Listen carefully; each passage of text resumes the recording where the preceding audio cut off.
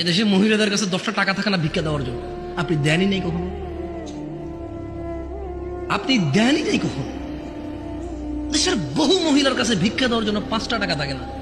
একটা ফকির আসবে 2 টাকা ভিক্ষা দিব, টাকা নাই তার কাছে, আপনি দেন না তাকে।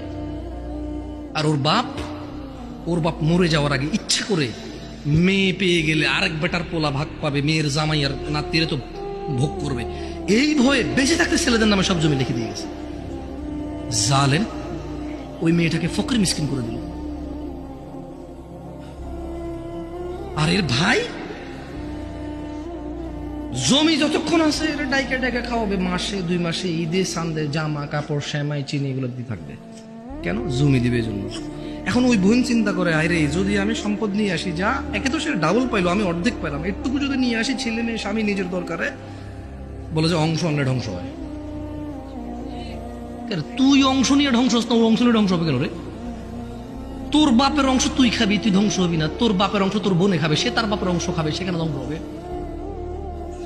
তোকে যা আল্লাহ নির্ধারণ করে দিয়েছে, নির্ধারক আল্লাহ, এখানে তোর অধিকার রেখেছে আল্লাহ, ওই মেয়ের জন্য অধিকার রেখেছে আল্লাহ। তুই খালি ধ্বংস হবি না, ও খালি ধ্বংস হবে কেন রে? এদেশের বাপ ভাই সবাই প্রায় জুলুম করে মেয়ের প্রতি, স্ত্রীর প্রতি, ইভেন মায়ের প্রতি। এদেশে মহিলাদের কাছে 10টা টাকা থাকে না ভিক্ষা দেওয়ার জন্য। আপনি দেনই নেই কখনো, আপনি দেনই নেই কখনো। দেশের বহু মহিলার কাছে ভিক্ষা দেওয়ার জন্য 5টা টাকা থাকে না। একটা ফকির আসবে 2 টাকা ভিক্ষা দিব, টাকা নাই তার কাছে, আপনি দেন না তাকে। আর ওর বাপ মরে যাওয়ার আগে ইচ্ছে করে মেয়ে পেয়ে গেলে আরেক বেটার পোলা ভাগ পাবে, মেয়ের জামাই আর নাতিরে তো ভোগ করবে, এই ভয়ে বেঁচে থাকতে ছেলেদের নামে সব জমি লিখে দিয়ে গেছে। জালেম ওই মেয়েটাকে ফকির মিসকিন করে দিল। আর এর ভাই জমি যতক্ষণ আছে এটা ডাইকা ডাইকা খাওয়াবে, মাসে 2 মাসে ঈদে সান্দে জামা কাপড় সেমাই চিনি এগুলো দিয়ে থাকবে। কেন? জমি দিবে জন্য।